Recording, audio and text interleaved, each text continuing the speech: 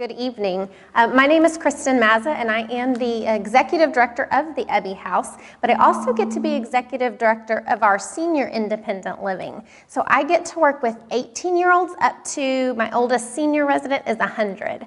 So talk about intergenerational. We have a lot of fun in our homes. Let me tell you a little bit about myself, how I came into foster care. Or into the passion of foster care. I grew up in a home that provided foster care for children.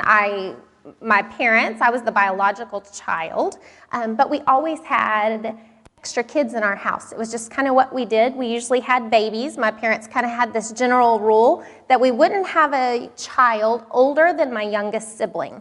So you had toddlers, babies, and these kids came into our home. If they could talk, they usually came in knowing how to say no, knowing how to hit, saying our bad words, so stupid or shut up, the things we weren't allowed to say. When they left our home, whether they were adopted or they went back to their biological parents, they left our house knowing how to say yes, please, thank you, and I love you. At that point, I couldn't verbalize it. Now I can see, I look back and look at the importance of connection. Being part of a family, having that connection is really what made the difference. It wasn't us, it was that connection and the importance. That's important to our work that we do at Juliet Fowler through the Ebby House. It offers connections for our residents. Cindy mentioned the Ebby House is named after Ebby Halliday, who loaned us her name. Our program is for girls who are 18 to 24 years old. These girls, most of them have been in foster care for quite some time. And when they turn 18, the state releases them. So it doesn't matter where they are. They can be in high school. They can have graduated. They can be at community college. It doesn't really matter. They're released. My newest resident came to us in October, and she had not finished high school. She was trying to complete it, and we got to attend her graduation on Saturday. She got to walk across the stage and receive her diploma on Saturday, so we were proud of her for that. You'll see a picture of her in a minute. Some of the statistics for our foster kids are staggering. They're heartbreaking and impactful at the same time. You can see a list of these. A couple that are, I'll mention that are on here. 25% of these youth will end up homeless. 25% of the young ladies will end up pregnant, and only 3% will actually graduate college. 75% say that they're going to go to college. Only 3% ever graduate. So you can see there's a big discrepancy there. We've got several goals while the girls live with us at the Ebby House. We're a strength-based program, which means we look at each girl, and I don't say, oh, you can't do that. No, you're not good at that. You're not good at that either. We look at what they can do. We look at their strengths. We talk about their strengths, and that's what we help build and help them grow on. When they're with us, they are required to take the next step to education. That looks different for you and I, looks different for each one of my girls, so that's how we say it. We say you have to take the next step in your education. They're also required to have at least a part-time job. They have 10 hours of volunteering to do a month, whether they do that in our Juliet Fowler community or whether they look outside of our community. Whatever their passion is, whatever will keep them moving forward. We have a life skills program. I would have liked to have brought with me a couple of girls tonight, but Wednesday night is our night at the Ebby House where we sit down and have dinner together. It's kind of our family night, just like your night tonight. We have that at the Ebby House. And we have dinner together, we have a house meeting, and then that's our formal life skills instruction. If you can imagine with me, every interaction with these girls is intentional and is a life skill for them in our communication, whatever we're working on.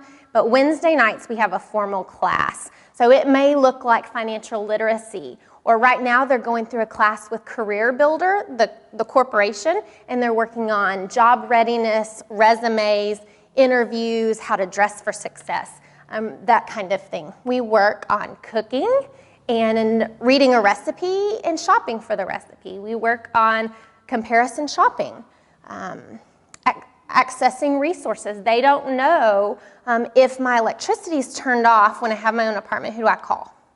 Or if my insurance runs out, what is a deductible? When I swipe my debit card, and this is a true story, I had a girl who was swiping her debit card, and what does it ask you when you check out? You want cash back? Yeah, I want cash back. $20 each time? Sure. Well, we had to have the explanation. Do you know where that's coming from? It's coming from the grocery store. No, it's coming from your bank. No, it's not. I was at Target. So it's those kind of things that all of our conversation is intentional. I will call and schedule myself a doctor's appointment when they're in my office or if I'm in my car so that they can hear how I'm interacting just in my everyday casual conversation. We're also working on our Grand Pal program. I have 400 residents in our Juliet Fowler community ready to love on these young women. And these girls have so much to offer our seniors also. So we're working on what we're calling Grand Pals. We have built-in grandparents for a mutual relationship. So we're working on getting that up off the ground right now. I mentioned volunteering. So these are just some of the things. When kids come out of CPS, theoretically and by what's written on paper, they should have their driver's license. It's kind of a rites of passage. I so far have not had one have their driver's license. So we're working on getting that set up for them. They also are dependent on public transportation. It is a life skill. I had to learn it so I could do this job, so I could tell them, you have to learn it. We are right on the bus stop for DART. And so it's really easy for them to jump on the bus. They can take the bus straight to El Centro College. They take the bus to work, to their doctor's appointment, to the counseling appointment. It's something they have to know when they leave us because chances are they're not going to have a car. Education, I mentioned that they are encouraged to take the next, to stay at the Ebby House, they have to take the next step to education. Whether that's finish high school, go to community college, it may even be a vocation. And I'm okay with that, vocational school, because that's the next step. Something you might find interesting for our youth who age out in Texas. So when they were in foster care when they turned 18, the state of Texas will pay for their college education at a public university. Can't go private, but at public. With this tuition waiver has to be activated by the time they're 21. So activated means I think they have to take a 3-hour course. Our youth don't know how to activate that.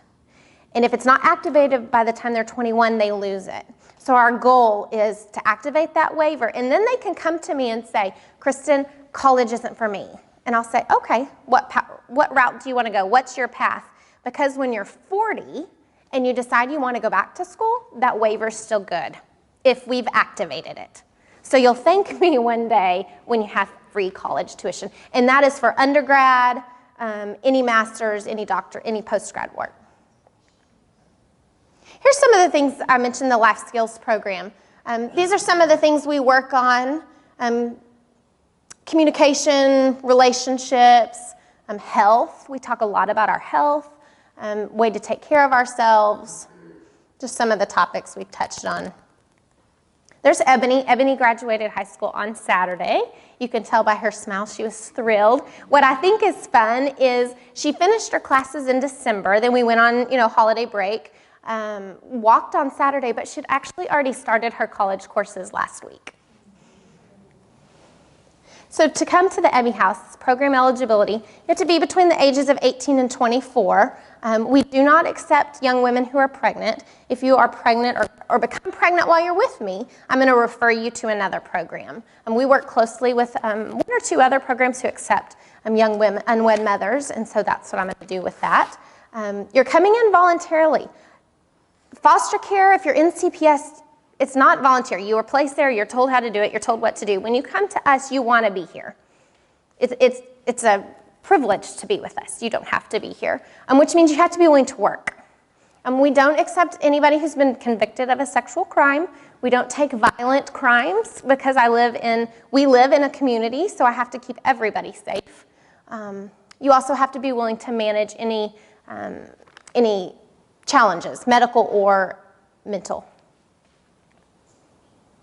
So our house that we live in, picture if you've been in a dormitory. It's set up kind of like a dorm. It was built in the 50s, and when they envisioned the Ebby House, it had brown and turquoise linoleum tile, all kinds of layers of carpet, kind of run down, a bit neglected. So we had a group of volunteers.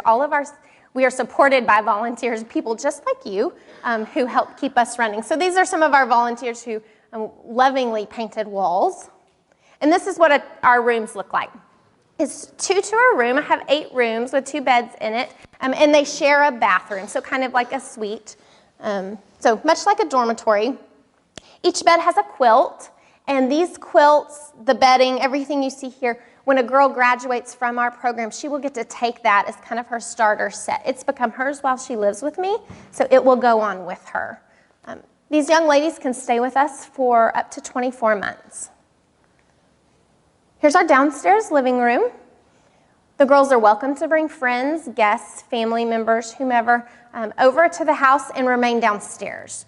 No guests go upstairs, no boys go upstairs. Everybody's downstairs if I'm there or I have a house manager. Lisa is our house manager, and she lives in the house with the girls. She has a private apartment upstairs, kind of her own little suite. She's got a living room, office, private bathroom. Here's our kitchen and dining area.